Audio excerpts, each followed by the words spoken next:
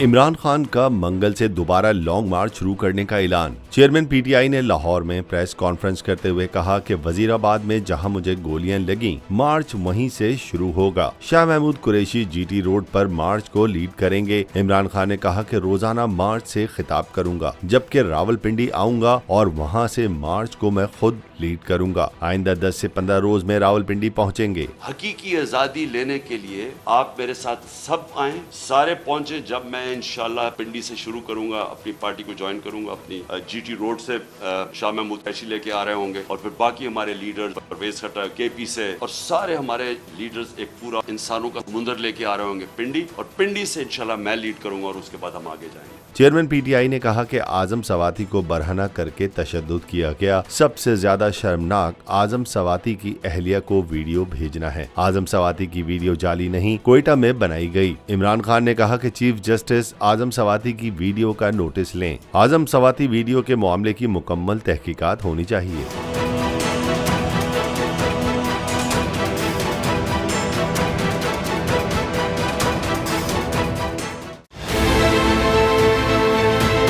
अच्छी कवरेज की है। ये मार्च की तो जबरदस्त कवरेज थी, बॉल की प्रॉब्लम सबसे बेस्ट थी। सबसे ज्यादा रील्स और सबसे ज्यादा रेटिंग के साथ बोल रहा नंबर 1। सब्सक्राइब करें और बेल दबाएं ताकि कोई खबर रह न जाए।